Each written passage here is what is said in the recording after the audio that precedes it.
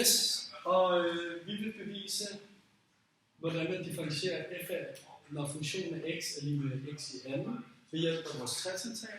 Og det gør vi ved at finde sekanthandling, og sekanthandling er lige med f af x plus delta x minus f af x divideret med delta x. Og så sætter vi bare vores funktion ind, der og her, og så får vi parentes x plus delta x i anden, minus x i anden divideret med delta x. Og så vil vi indse, at det er en kvadrattal, så vi kan skrive op, så der står x i anden plus delta x i anden, plus det dobbelte produkt, minus x i anden, som vi så bare kan med divideret med delta x. Og det er så lige med delta x i anden plus 2 gange delta x, 2x delta x, fordi at x i anden og x i anden går ud, divideret med delta x, og det bliver så lige med 2x plus delta x, hvis vi får delta x til at gå ud med de resterende delta x'er. Og så kan vi indse, at når vi kommer herned til tredje trin, så bliver delta x plus 2x, det bliver så bare 2x, hvis man altså lader delta x gå mod 0. Og så har vi dermed bevist, at differentiationen af x i anden er lige med 2x. Hey, vi har en sætning her, som der vil gerne bevise f mærke til x er lige med g mærke til x plus minus h mærke til x. Det vil så gerne bevise med vores sekanthandlingsregel, som så står der, f mærke til x er lige med f parentes x0 plus delta x parentes slut plus eller minus f parentes x0 parentes slut over delta x. Præcis. Og det er så vores andet trin i vores bevis, det er så, at vi bruger den her sekanthandling og propper vores egne tal fra vores sætning ind i den.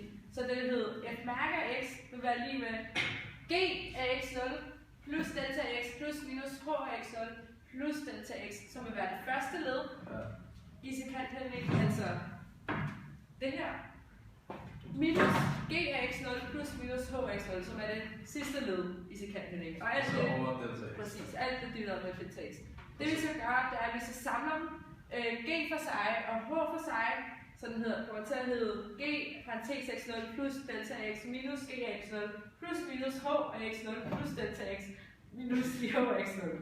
Og igen stadig divideret med delta x. Og så flytter vi så g'eren over på den ene side og hånden over på den anden side, så vi får mere overblik.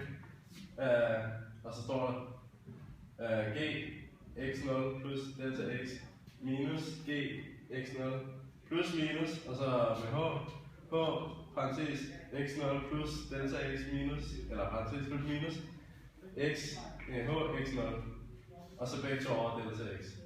Præcis. Og så får vi så a SF, som er sekanthandlingens hældning,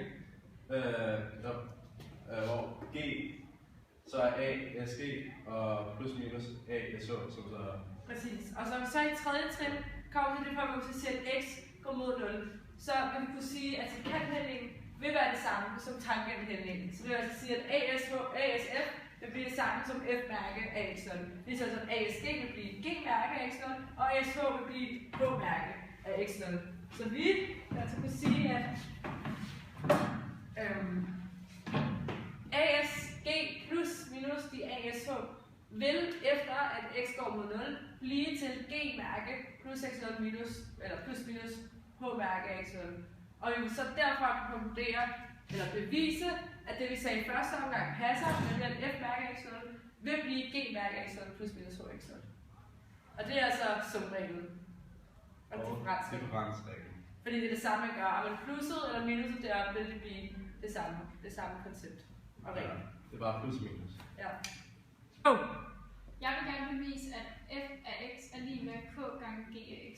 Og det gør jeg ved at bruge sætningen for sekanthandlingen, som er a er lige med f til x0 plus delta x minus f til x0 divideret med delta x. Og jeg indsætter nu k gange gx som fx, og får k gange g til x0 plus delta x minus k gange g til x0 divideret med delta x. Og jeg rykker så k udenfor og siger, at k gange g til x0 plus delta x minus g til x0